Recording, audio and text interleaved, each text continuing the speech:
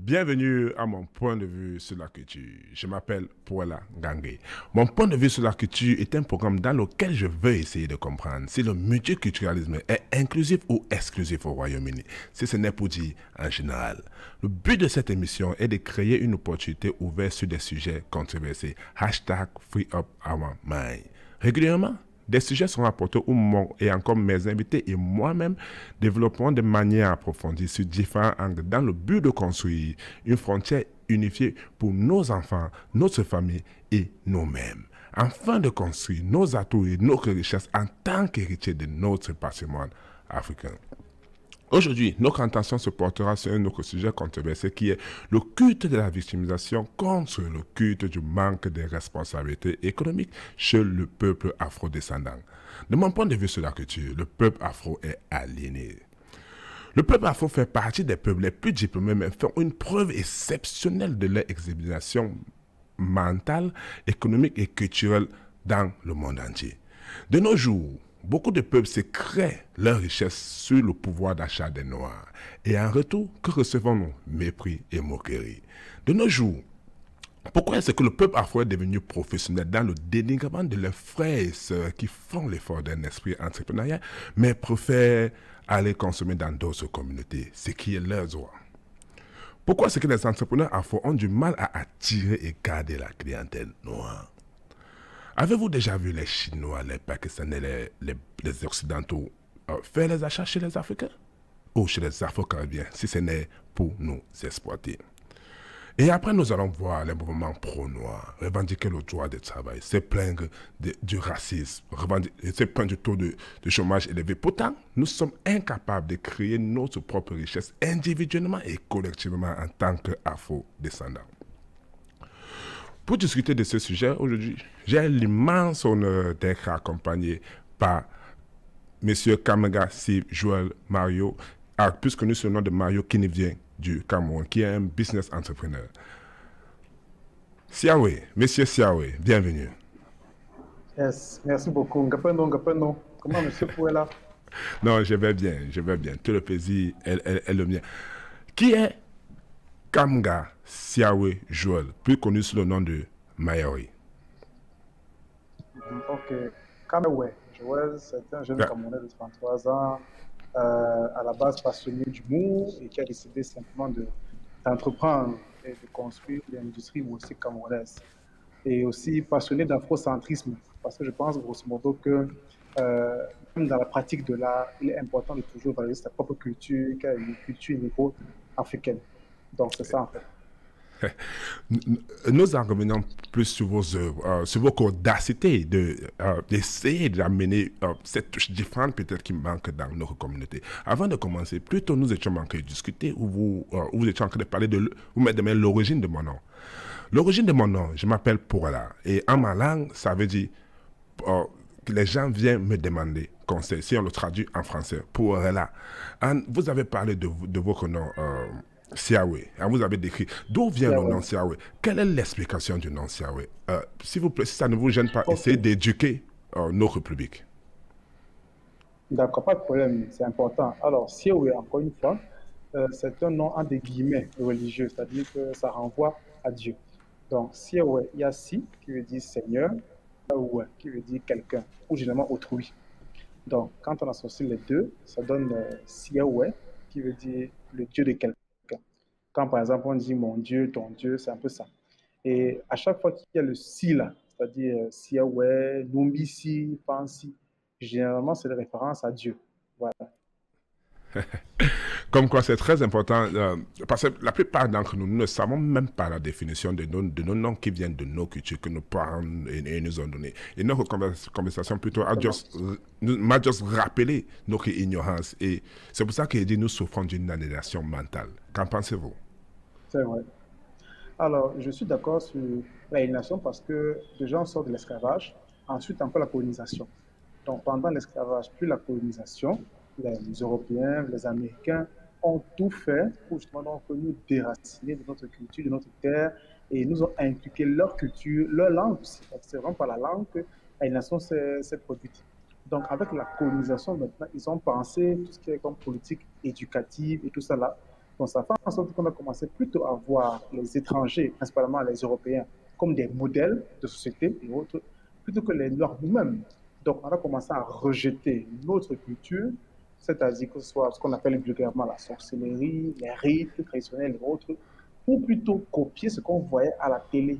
Parce que les médias, disons classiques, la télé, la radio, ont énormément contribué donc à nous inculquer la culture européenne.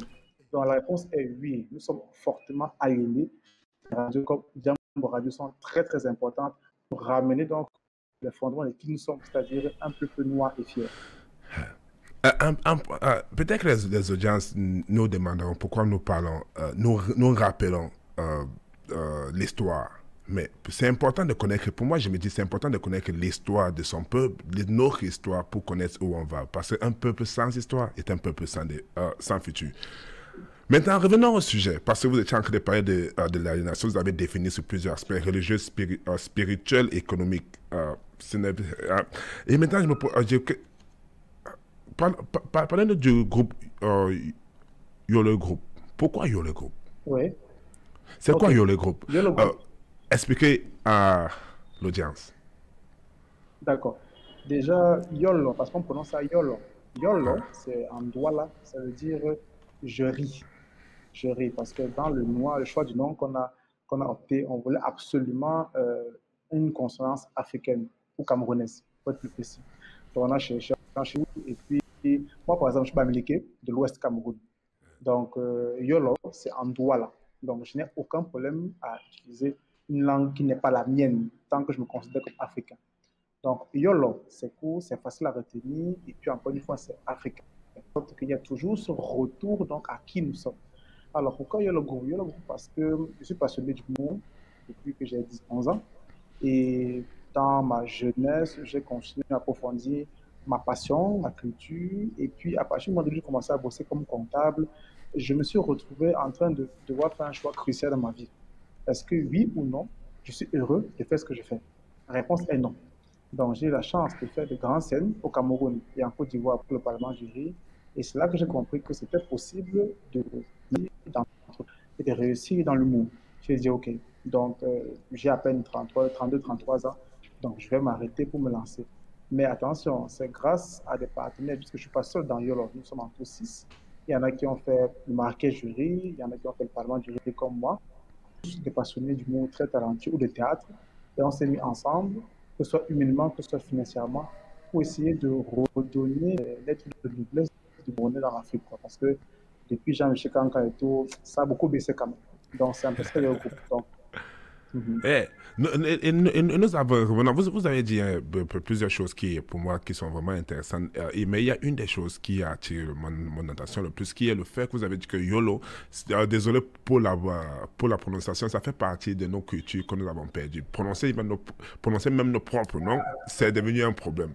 Par exemple, quand on se présente ici à l'Occident, mais même au Cameroun, que ce soit en Côte d'Ivoire, que ce soit au Sénégal, quand on se présente, même nos propres noms, on a du mal à les prononcer. Mais nous sommes devenus professionnels pour prononcer les noms des étrangers jusqu'à les corriger. Quand je pose cette question, c'est quand je fais ce petit discours, c'est justement pour revenir sur un sujet, sur ce que vous avez dit qui m'a marqué, qui est le fait que YOLO, c'est un groupe. Mais que direz-vous à tous ceux qui disent que on ne peut rien faire ensemble en tant qu'afro et descendants? Vous dites que c'est un groupe, vous n'êtes pas ça, c'est un groupe. Mais que direz-vous à ceux qui disent que le groupe africain ne peut jamais marcher ensemble? Non, je Créer dirais un que groupe c'est africain. faux. Je dirais que c'est faux, c'est complètement faux, parce que justement, diviser pour mieux régner. On nous a fait comprendre qu'il fallait absolument qu'on pense notre vie, notre futur seul, moi, ma femme et mes enfants. Et c'est toujours le modèle européen, européen centré. C'est-à-dire en fait que le sens de la famille, du groupe, du clan chez eux, malheureusement pour moi, n'existe pas. Alors c'est faux parce que nous, de base, les Bantous, nous sommes des gens qui évoluent toujours en communauté. Et on ne peut pas aller loin quand on est seul, c'est clair. Même quand on parle de, il faut des relations et tout, il faut toujours que tu aies un réseau, des contacts, des amis, la famille, tout ce que tu veux. Donc, je comprends qu'avec tout ce qui s'est passé, la désaliénation et autres, on a beaucoup perdu en termes de culture et tout. Mais sinon, quoi qu'il en soit, moi, je voudrais prouver donc à ces humoristes, parce que nous sommes les premiers humoristes à se mettre ensemble pour créer des trucs. Moi, je voudrais prouver que c'est possible C'est pour changer les choses et pour faire grandir l'humour camerounais parce que ce n'est pas pour moi que je le fais pour mon pays et pour l'Afrique. Donc, c'est possible, c'est difficile, mais c'est possible. Merci beaucoup. Maintenant, avant qu'on ne continue sur le sujet, revenons sur la personne, Siawe. Quand j'ai lu votre biographie sur Wikipédia, vous l'avez dit tantôt, beaucoup d'artistes, d'humoristes vous ont inspiré. Vous avez cité Oui. vous avez cité les Français, vous avez cité les Japonais tels que les dessins animés et plein d'autres. Mais malgré tout ça, je n'ai pas vu un Africain, un Afro-descendant sur vos lycées. Est-ce que ça veut dire que nous sommes si nuls en comédie? Non, pas du tout, pas du tout, pas du tout. Ouais. Alors, c'est vrai que c'est moi qui ai rédigé l'article, je l'avoue, mais la réponse est non. La réponse est non, parce que j'ai commencé par écouter l'humour et la comédie sur les cassettes audio. Jean-Michel Cancan, Chop Chop, Safari, il y a pour ceux qui connaissent, qui d'autres, Fingon Tralala, Tani Tonton. En fait, j'en ai écouté plein. Donc, on n'est absolument pas nul du tout. Donc, je crois simplement que c'est un oubli.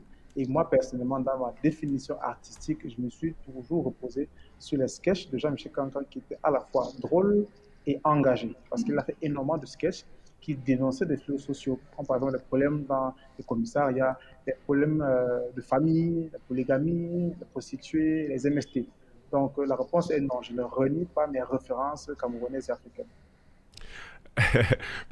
Ne pensez-vous pas que, dans une certaine mesure, nous tous, nous souffrons de l'aliénation mentale en tant qu'afro-descendants? Parce que j'ai posé cette question, pourquoi? Parce que nous vivons dans une société où vous avez dit que nous souffrons, nous souffrons de la mauvaise, pas de la mauvaise représentation, mais du manque de représentation. Et vous avez parlé des artistes étrangers.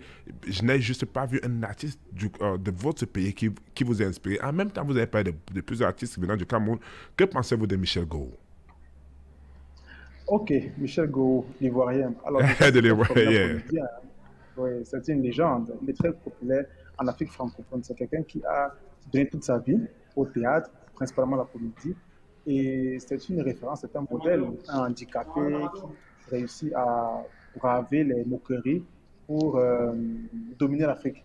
Parce que j'ai eu l'honneur de jouer avec lui, bon, sur la même scène que lui, au Cameroun, il y a 2 ans. Et je vous promets, je te promets que ce point-là, que les gens se bousculaient pour essayer de filmer avec Go. Et on a presque négligé Maman, qui pourtant, c'est lui vraiment le penseur de l'humour en Côte d'Ivoire. Alors, j'ai beaucoup de respect pour lui, même si je ne fais pas la comédie, parce que lui, c'est un comédien, moi, je suis un humoriste. Mais sinon, j'ai beaucoup, beaucoup de respect pour sa carrière. Il a quand même plus de 20, 25 ans de carrière. C'est un modèle, c'est une légende. Ouais. Mais vous avez fourni assez d'informations, partagé assez d'informations avec notre public et le vôtre. Mais en même temps, vous avez parlé de la différence entre comédien et humoriste. Que voulez-vous dire? Oui. Moi, je crois que, pour moi, je crois, il appelle ça hashtag nonsense. Tout ça, c'est amuser la galerie. Pas amuser la galerie, juste pour, mais tout ça, c'est, je sais pas comment dire, comédien humoriste, pour moi, c'est la même chose. On appelle ça hashtag nonsense. Éclairer notre public. Mhm. Je comprends très bien. Tu as raison, M. Pouella. Effectivement, la nuance peut pas être perceptible facilement, mais sinon, c'est pas la même chose. Alors, la première chose, c'est que la comédie, c'est un genre théâtral. Comme l'expliquait dernièrement un ami, c'est un genre théâtral. Donc, jouer la comédie, en fait, c'est jouer un personnage de façon à provoquer le rire. C'est ça, en fait, la comédie. Donc, généralement, on utilise son corps, sa voix, sa démarche, son accent, les costumes. Maintenant, l'humour, par exemple, je peux te raconter une histoire, tu ris. Si tu te racontes l'histoire, elle est drôle. C'est l'histoire qui est drôle. Ce n'est pas mon comportement qui est drôle. Donc, ça fait en sorte que l'histoire, comme je l'ai racontée, la rend drôle. Donc, c'est le sens de l'humour. C'est-à-dire, en fait, que j'arrive donc à te transformer une histoire ou alors à créer une histoire qui va te faire rire. Par exemple, je pense souvent au cas des États-Unis. Euh, Will Smith, c'est un comédien parce qu'il a commencé une série comique. C'est un comédien, Will Smith. Mais ce n'est pas un humoriste parce que l'humoriste est généralement sur scène. Mais c'est un bon comédien. Par contre, Eddie Murphy, il a commencé sur scène, donc humoriste. Ensuite, il a fait les séries et les films en tant que comédien. Donc, on peut très bien être humoriste et comédien, mais c'est pas parce qu'on est humoriste qu'on est forcément comédien. Je ne sais pas si je me suis bien fait comprendre, mais pour faire simple, M. Pouella, l'humoriste, c'est l'architecte du rire et le comédien, c'est le maçon. C'est le maçon du riz. Donc, ça veut dire que, mais en fin de compte, Le Maurice Angélique, en fin de compte, ça veut dire que les deux vont de pair pour bâtir une maison. Bien sûr. Mais c'est amusant, pourquoi? Parce que tout ça fait partie de ces fléaux, de ces manques d'éducation culturelle de notre communauté, ou bien de ma part, ou bien de tous ceux qui n'y connaissent pas. Pour en revenir, nous allons en revenir. Vous avez parlé de tellement de choses qui pour moi c'est un plaisir de partager avec vous et j'espère que le public en bénéficiera de notre échange. En même temps, quand j'ai lu votre biographie sur Wikipédia, j'ai préféré sur Wikipédia parce que c'est où j'ai lu la plupart de votre biographie et vous-même vous l'avez martelé que c'est vous qui l'avez écrit. Vous avez dit, et quand vous vous présentez, vous avez dit que vous avez des diplômes universitaires. Et il se trouve que vous ne pouvez pas trouver le travail. Et vous est-ce que vous adhérez avec la philosophie que Rémi Sibana a mis en ligne? Rémi Sabimana, autant pour moi si ma prononciation, non, Rémi Sabimana, il a mis une vidéo en ligne où on dit étudier pour échouer au Cameroun et en Côte d'Ivoire. Est-ce que votre phrase où vous dites que juste après avoir obtenu mon diplôme universitaire, je me retrouve au chômage, êtes-vous d'accord? Êtes-vous en train de coordonner avec ce qu'il a dit ou quoi? Tout à fait, Monsieur Pouella, je suis d'accord à 100%. Et la preuve, c'est que ils ont fait une vidéo. Ils parlent effectivement du système universitaire en Afrique qui forme des futurs chômeurs. Donc, j'ai pris un extrait de la vidéo pour mettre dans une vidéo à moi qui parle grosso modo, qui illustre le chômage au Cameroun. Alors, c'est vrai parce qu'en fait, là, il pose une critique sérieuse et tout à fait pertinente du système universitaire où on ne forme pas réellement des gens à travailler parce qu'en fait, les formations sont à 80% au minimum généralistes. Donc, on a des filières comme manager, économie, gestion, quoi, qui ne veulent absolument, qui ne donnent pas réellement de travail concret. Et encore une fois, ça découle du système francophone, français, si tu préfères. C'est-à-dire que, bon, on forme des bureaucrates, des administrateurs, mais il n'y a pas de praticiens, de techniciens. On a très peu de chimistes, d'agriculteurs, agronomes, pardon. On n'a pas d'entrepreneurs non plus qu'on forme à l'école. Donc, effectivement, le système aussi social est concentré sur l'emploi. C'est-à-dire que pour montrer que tu as réussi, monsieur Pouella, il faut que tu sois dans un bureau climatisé avec l'ordinateur, connexion Internet, la veste et la clé USB sur le cou. Donc, ça veut dire que toi, maintenant, en tant que jeune étudiant, tu vas tout faire pour avoir de bonnes notes pour trouver un emploi. Donc, grosso modo, être soumis à un patron toute ta vie, ce n'est pas un problème. Et à partir de là, maintenant, donc, tu vas considérer que ta vie, tu as réussi. Donc, ça veut dire que à l'école, l'université précisément, on ne stimule pas les jeunes à l'entrepreneuriat parce que c'est eux maintenant qui vont venir résoudre le problème du chômage. Non, on dit au contraire que aide très bonne note, comme ça tu auras un très bon salaire. Alors, le problème, ok, au Cameroun, je pense qu'on a à peu près 10 000 diplômés par an, chaque année. Donc, on a un problème, c'est que pour absorber ces 10 000 futurs chômeurs, donc, il faudrait au moins 500 nouvelles entreprises créées chaque année. Or, ce n'est pas le cas, parce qu'on n'estime pas encore une fois l'entrepreneuriat. Donc, si d'un côté, on forme des gens pour travailler en entreprise, de l'autre côté, donc, on n'estime pas l'entrepreneuriat, on crée des chômeurs. Donc, je suis d'accord avec tout ce qu'il a dit. Euh, dans une certaine mesure, je me dis que c'est un peu trop facile de porter le blâme sur le gouvernement, de parler du gouvernement et du système éducatif ou bien de la colonisation. Nous avons le peuple bamileke, comme beaucoup de peuples, ont su se réinventer dans les mêmes conditions. Au Cameroun, par exemple, dans votre pays, dans une certaine mesure, les Bamileke ont su relever l'économie. Pourtant, ils n'avaient pas l'accès à l'éducation. Ne pensez-vous pas que c'est très facile de blâmer le gouvernement? Pourtant, le peuple a sa part de responsabilité dans ce qu'on vit du fait étudier pour échouer. Ne pensez-vous pas que le peuple a sa part de responsabilité? Alors, actuellement, je dirais oui, mais c'est mitigé. Pourquoi? Je m'explique, M. Pouella. Parce que quand on est dans un État, qu'on est citoyen d'un État, en fait, grosso modo, on appartient au système social pensé par l'État. Par exemple, aux États-Unis, je crois, années 60-70, le gouvernement américain a dit que chaque foyer américain, minimum, devait avoir une maison, deux enfants et une voiture. Donc, ça veut dire maintenant qu'on met en place des politiques économiques et sociales pour permettre que chaque homme ait donc une épouse, deux enfants et une voiture, dans les moyens d'avoir cette vie sociale. Donc, ça veut dire que si nous sommes dans un État où, grosso modo, on copie bêtement le système social qui fonctionne ailleurs avec de vraies mesures, sans pour autant mettre les mesures qui accompagnent, c'est clair qu'on va former des gens qui vont se retrouver à la maison. Maintenant, par Bamileke, effectivement, ils ont la culture de l'entrepreneuriat plus du commerce. Donc, effectivement, c'est des gens qui ont toujours voulu être indépendants, autonomes, de par leur culture, mais surtout leur tradition.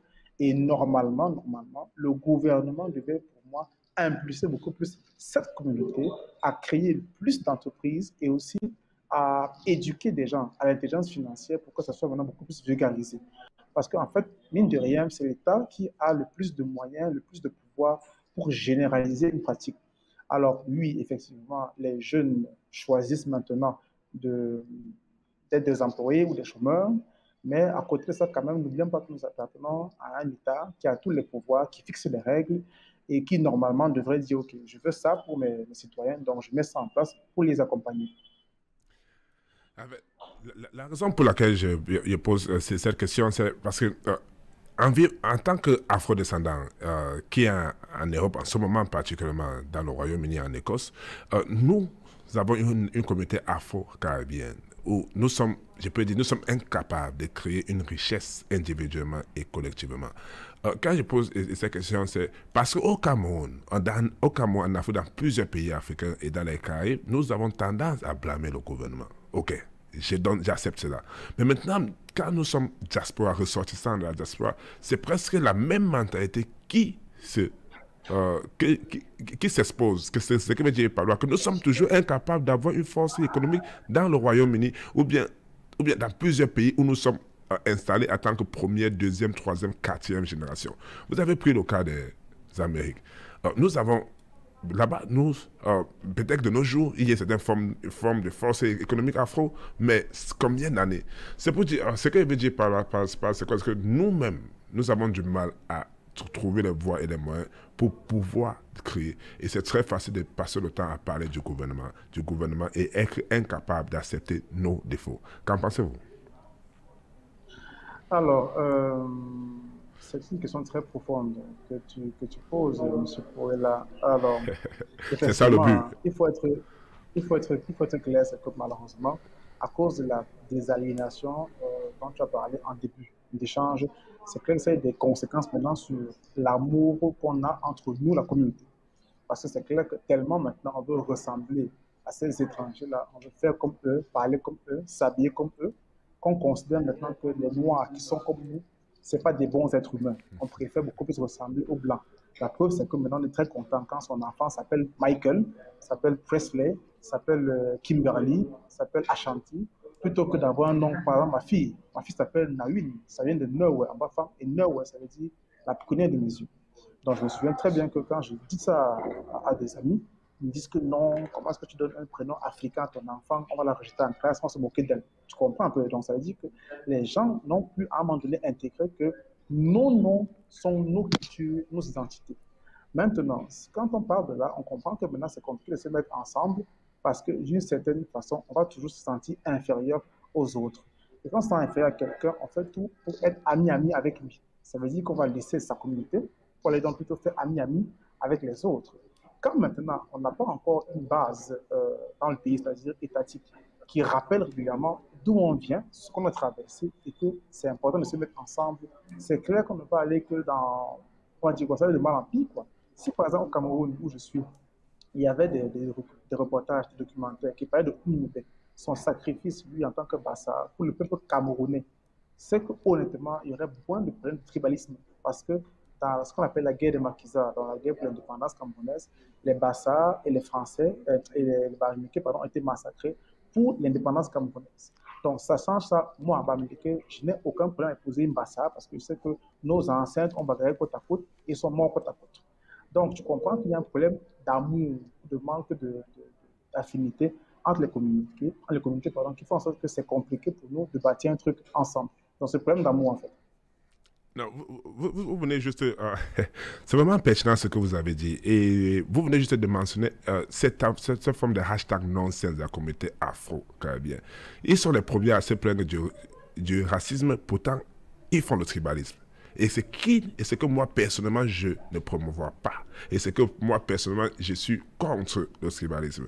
Mais nous avons cette tendance, et le pire, c'est de voir les afro-descendants en Occident continuer à avoir cet esprit tribaliste. Pourtant, nous sommes en face du racisme et du système qui va contre nous.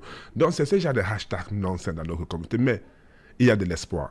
Nous allons revenir plus au sujet du jour qui est vous et votre plateforme. Mais pourquoi est-ce que la comédie, pardon, pourquoi est-ce que la comédie n'attire pas assez de spectateurs? Avant que nous continuions, permettez-moi de rappeler aux auditeurs comment ils peuvent entrer en contact avec nous avec des commentaires ou encore leur point de vue sur mon point de vue sur la culture. Si vous souhaitez participer à la conversation ou nous contacter, vous pouvez nous envoyer un message WhatsApp au plus 44 74 59 90 8 22. Je me répète, plus 44 74 59 90 8 22. Et si vous êtes sur les réseaux sociaux, vous pouvez également nous envoyer un message sur Facebook à Jambo Radio Scotland ou encore Jambo Radio Glasgow. Nous sommes sur Twitter, nous sommes @Jambo Radio One et sur Instagram, nous sommes Jambo Radio Scotland. Yeah. Mon invité du jour, et envoyez-nous vos questions et ce que vous pensez du sujet du jour, qui est le culte du manque de responsabilité économique contre le culte de la victimisation chez le peuple afro-caribéen.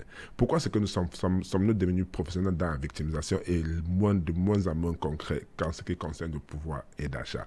Pour partager son point de vue, aujourd'hui, j'ai l'honneur d'être accompagné par Monsieur Siawe depuis le Cameroun. Ok. Monsieur Siawe.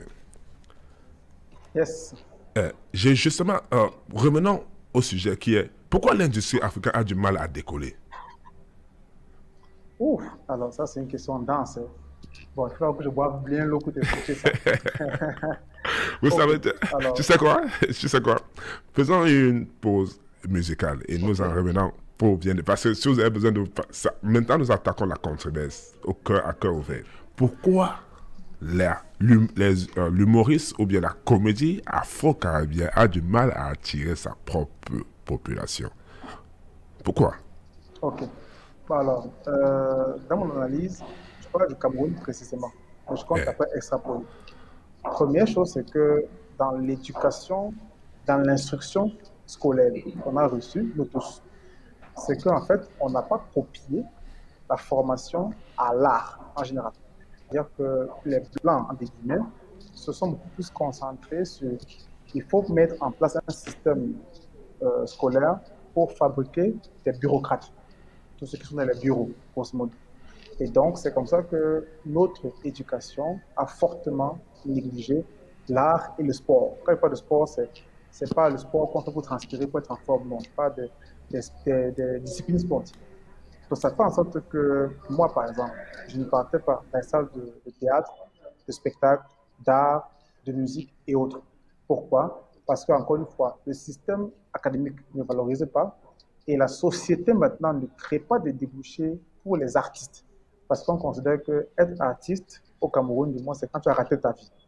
Parce que c'est un truc qu'on comprend pas ce que tu fais. C'est quand tu n'es pas intelligent que tu fais l'art, surtout quand tu fais l'humour.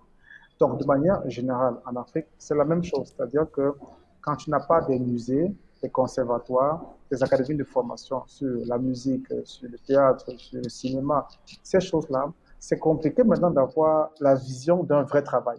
C'est parce que toi, tu sais qu'il y a une vraie formation, une vraie discipline par rapport à la médecine et après des métiers, que tu sais que la médecine, c'est un métier important. Maintenant, pour l'humour, on considère que pour l'humour, c'est pas compliqué. Je raconte une histoire là, je fais un peu les guillemets dans celle-là, et puis les gens rient. Donc, on dit qu'aka, tout le monde peut faire rigoler. Donc, maintenant, pourquoi est-ce qu'on n'adhère pas? En ce moment, d'abord, on n'a pas la culture de l'art. De deux, maintenant, on a malheureusement la culture de la pauvreté. Je m'explique. C'est que les Africains, en général, mènent leur vie comme s'ils avaient très peu d'argent sur eux. C'est-à-dire que je ne me vois pas, moi, prendre 5 000 francs CFA, 10 000 francs CFA pour aller m'asseoir et regarder un bon spectacle parce que je considère qu'avec ces 10 000 francs CFA, je peux aider un cousin au village, je peux aider à payer la pension de quelqu'un, je peux acheter le sac à dos pour mon enfant la rentrée prochaine, je peux acheter un terrain, je peux construire une maison. C'est-à-dire qu'on est resté malheureusement dans un format qui date des années 40-50 où l'argent ne doit pas être dépensé n'importe comment. Alors, soit on aide, soit on fait des dépenses cruciales, soit on épargne. Donc, les plaisirs qu'on s'autorise, c'est la boisson. Pour le Cameroun, c'est la boisson, c'est manger. et c'est payer, on appelle ça, l'aide pour les enfants. Donc, on se retrouve donc avec des artistes qui proposent un produit qui n'est pas, un, valorisé, et de deux, maintenant, quand bien même le prix chute pour être abordable pour le peuple, les gens, encore une fois, ne veulent pas payer parce qu'ils estiment qu'avec ces 2000, ces 5000 là, ils peuvent utiliser ça différemment. Donc, c'est dommage parce que, encore une fois, tout le monde ne peut pas être comptable, marketing, animateur radio comme toi. Non. Je peux aussi, moi, vivre de mon art parce que faire rire les gens, c'est important pour moi aussi, pour le public, parce que, en fait, ça détend, c'est un antidépresseur énorme. Malheureusement, encore une fois, en Afrique, tant que le système de formation, le système social ne va pas valoriser l'art, les gens n'accorderont aucune importance à l'art. Et quand tu n'accordes aucune importance à quelque chose, tu ne sors pas de l'argent pour ça, pour consommer. iPhone, on peut payer 1 million pour acheter un iPhone, mais si c'est pour un spectacle d'humour, 5 000 francs, j'estime que c'est trop cher. Donc, c'est un peu ça pour moi. J'en revenais justement dans votre élaboration de pourquoi les afro-descendants n'aiment pas leur propre culture ou bien ne supportent pas leurs propres frères. Vous avez mentionné beaucoup de choses. Et j'ai tendance à retrouver ces mêmes phrases venant des différents auditeurs, qui est le pouvoir d'achat. C'est amusant. Parce que moi, je crois que c'est un hashtag nonsense à free up our mind. Parce que nous sommes les Of premiers à course. aller acheter les habits Gucci, les habits qui coûtent, les téléphones iPhone, vous l'avez souligné, qui a plus de À 1 partir million de Dubaï même. à Dubaï. Et sur les réseaux sociaux, je suis passé, ou bien sur ma page, sur mon WhatsApp, il y a une personne qui a posté un truc qui m'a beaucoup fait rire. Ils disent que beaucoup de gens, je crois que c'est la page 237, Dress 237, où il dit beaucoup de gens Ouais. sont prêts à acheter des iPhones, pourtant leur maman prépare sans poisson ou bien sans viande, sans huile. Donc ne pensez-vous pas que c'est un... Moi, je crois que c'est un problème de priorité. Hashtag nonsense. Comment pouvez-vous expliquer le fait que nous sommes incapables de payer, de supporter les frais, mais nous sommes les grandes consommations de boissons? Alors, C'est une effectivement, question c'est de pas pour... priorité. Je ne pense pas pourquoi. Bon, tu as raison, mais j'explique ça encore davantage. Parce que Ah, la priorité, ça dépend de l'importance qu'on donne aux priorités, justement. Parce que ça peut être prioritaire pour moi d'acheter une voiture ou un terrain, et pour toi, monsieur Paula, ta priorité, c'est d'avoir trois femmes. Donc, c'est relatif. Maintenant, pourquoi est-ce que la priorité des Africains, c'est de consommer la culture étrangère ou de ne pas consommer la culture locale? C'est en fait, c'est encore une fois, je t'explique. À partir du moment donné où le système en place et les artistes en place ne font pas ce qu'il faut pour valoriser leur métier, leur art, leur culture en général, ça fait en sorte qu'on va toujours valoriser ceux qui font tout pour valoriser leur art. Je prends encore une fois le cas de l'iPhone. Steve Jobs, avec sa politique marketing, a fait comprendre aux potentiels acheteurs que acheter un iPhone, c'est être différent, c'est unique dans le monde. Ils ont leurs écouteurs, leurs chargeurs, leur système et tout. Donc, ça fait en sorte que, comme maintenant, la psychologie humaine fait en sorte qu'on aime être différent des autres, on aime faire partir de l'élite, on aime savoir qu'on n'est pas pareil aux autres, donc on est prêt à mettre le prix pour acheter un objet, pour se sentir différent, unique, pour se sentir valorisé. Et donc, c'est pour ça que l'industrie du luxe se porte très bien, surtout après la crise de 2008. Tout était en berne, l'agriculture, l'immobilier, tout cela, sauf l'industrie du luxe. Les gens se mettaient en rang pour aller acheter des sacs petits de 2000, 5000 euros. Pourquoi? Parce que si je montre à mon voisin que je suis capable d'acheter un sac à main pardon, de 2000 euros, je considère que je le dépasse. Et c'est encore plus fort chez les Africains maintenant parce que comme l'histoire qu'on nous a vendue à travers les films, à travers les livres, c'est que nous sommes des descendants d'esclaves, ça veut dire que de façon intrinsèque, les enfants se sont toujours vus supérieurs aux enfants blancs, pas les enfants noirs. Donc ça fait en sorte qu'on a toujours tout fait pour vouloir être des noirs évolués, c'est-à-dire ressembler aux autres enfants, les enfants qui whiteisent, les enfants qui chantent Justin Bieber, qui s'habillent comme Justin Bieber. Donc, quand tu reviens donc ici au Cameroun, c'est compliqué maintenant de pouvoir consommer local parce que maintenant, pour produire local, il faut que la consommation aussi puisse suivre. Donc, tu vas voir, il y a des Camerounais qui font des parfums ici à 5 000 francs. Mais on préférera toujours sortir 35 000, 50 000 pour acheter du Givenchy. Pourquoi? Parce que, étant petit, moi, j'ai grandi avec la publicité de TF1, France, de autres, qui valorisent maintenant les parfums étrangers. Donc, c'est clair que, un, d'abord, le complexe de race, le noir par rapport au blanc. Deux, la magie du marketing.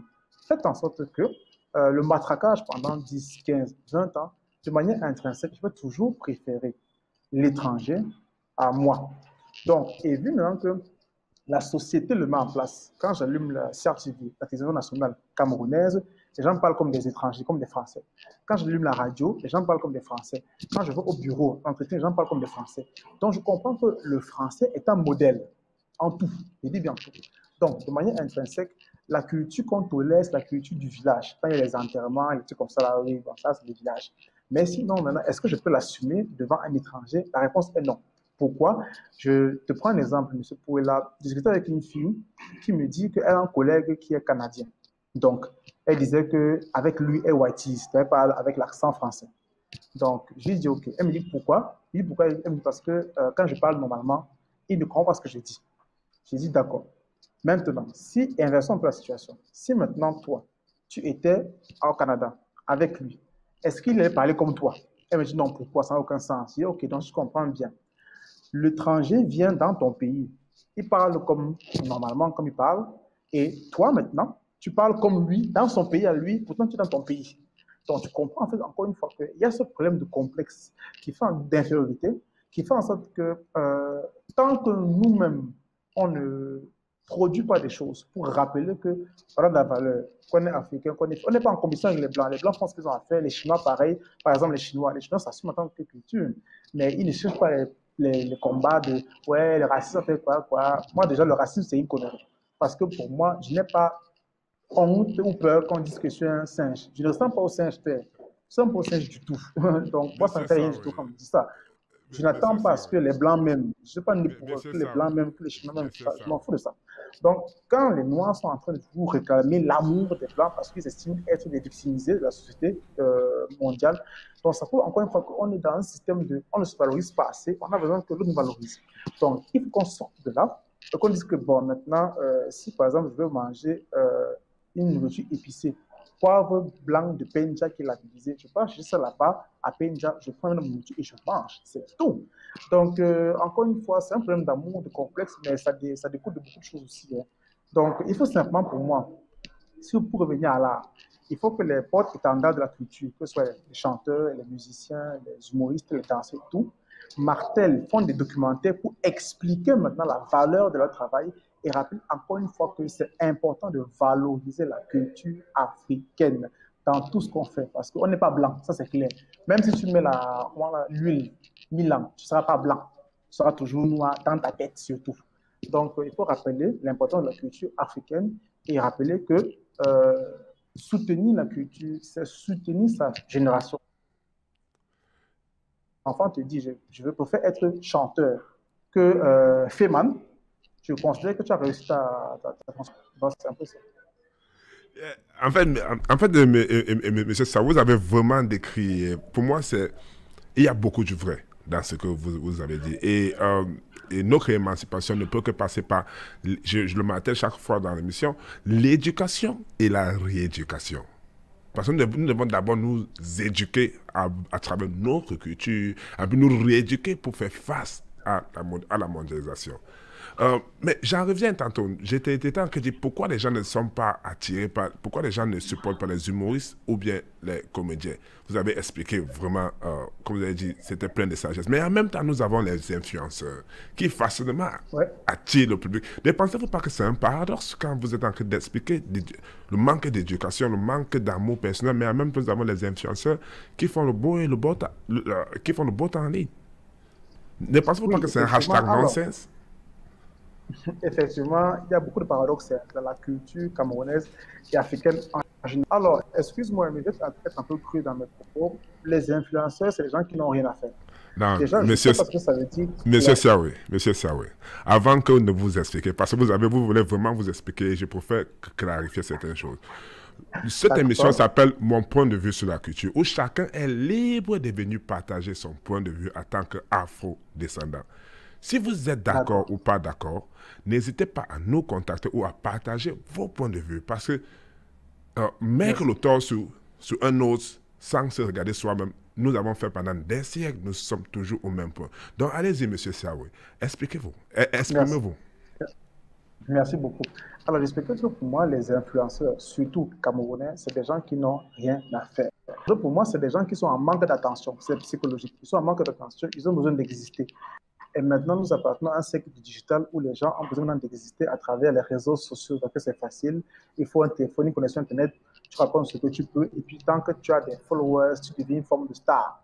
Et TikTok, la dernière plateforme de streaming on dit quoi, en vogue, le montre encore largement. Donc, les influenceurs maintenant ont compris que bon, quand tu as des contenus à caractère comique, tu as de plus en plus d'abonnés. Malheureusement, on confond influenceurs et humoristes. Bon, ça, on en reparlera.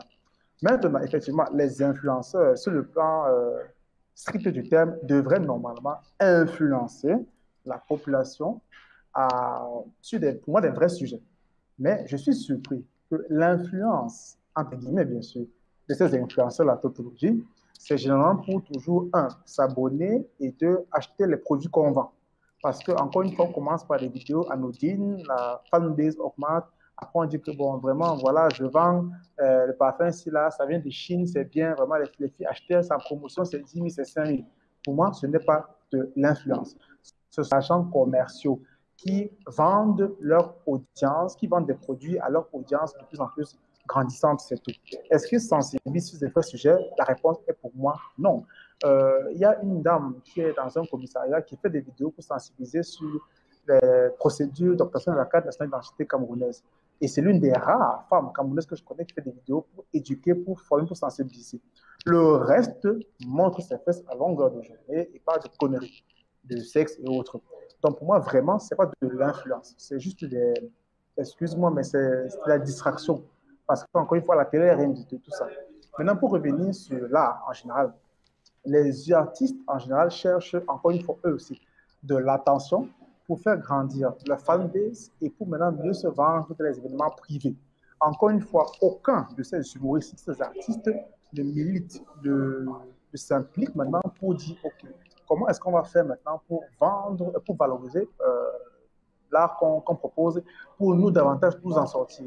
Donc, c'est un grave problème. Les influenceurs, pour moi, n'ont jamais rien fait. Et ce n'est pas aussi leur rôle, je le comprends, ce n'est pas aussi leur rôle. Donc, on ne peut pas vraiment se plaindre du fait que, malgré qu'ils soient là, que rien ne change, puisqu'ils ne sont pas réellement là pour influencer de manière positive la communauté. Mais c'est ça, oui.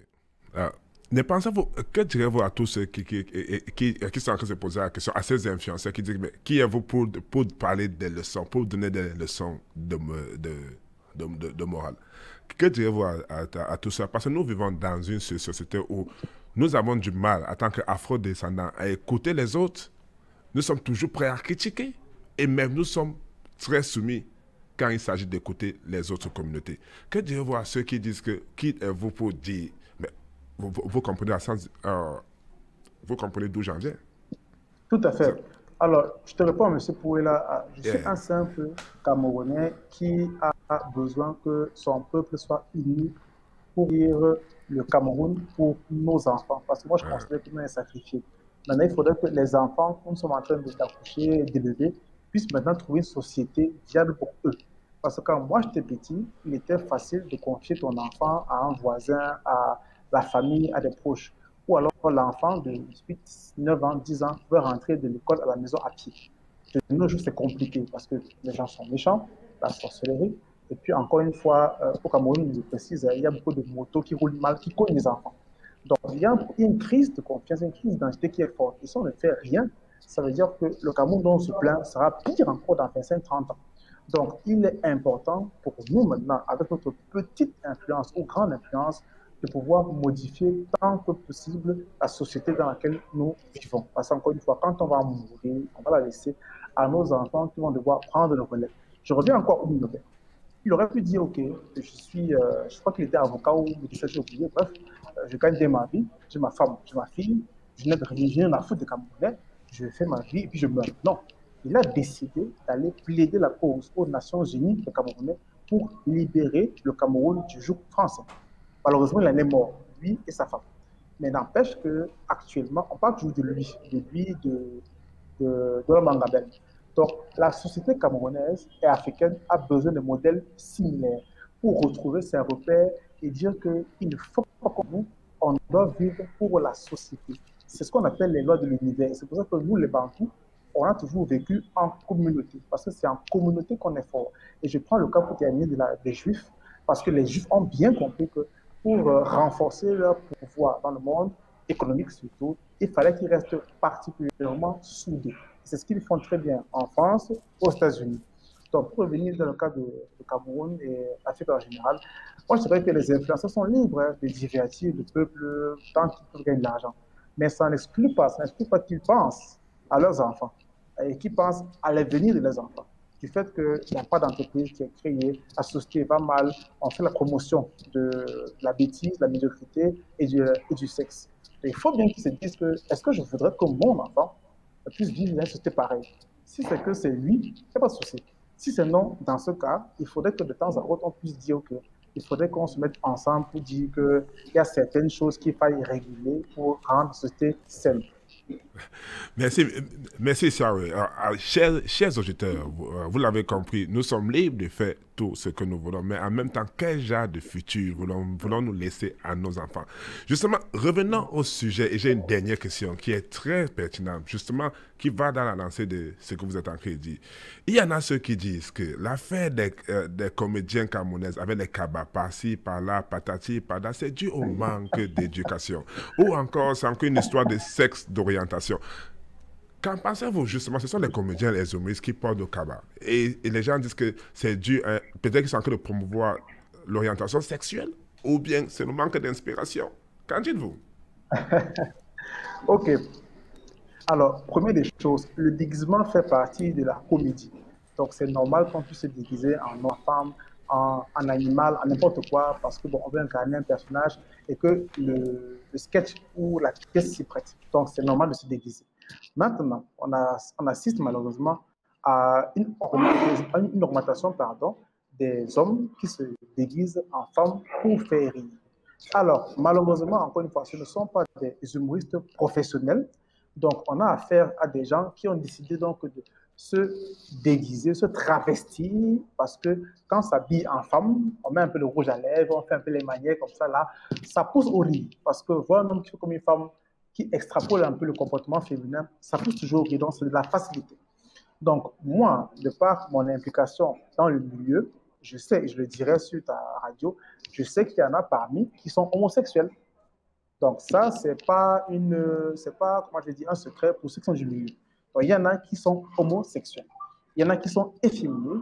Et il y en a maintenant qui, bon, ont compris que ça marche, donc je suis la tendance.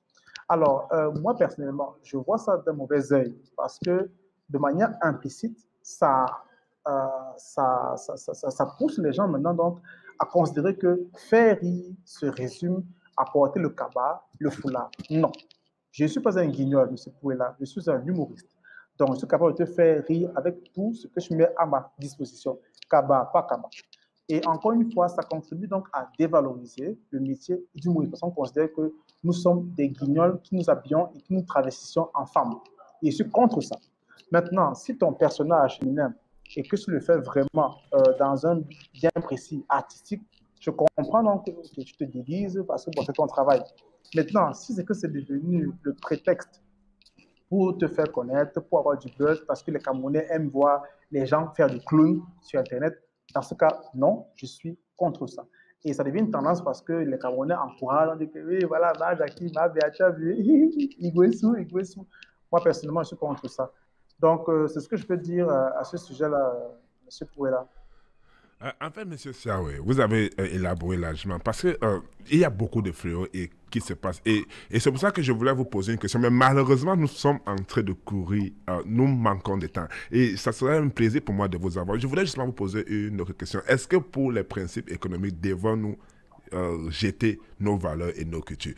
En 30 secondes, si vous pouvez vous exprimer sur Ok, cette question. la réponse est fortement non, parce que toutes les grandes puissances de ce monde se sont toujours basées sur la culture américaine maintenant pour aller travailler.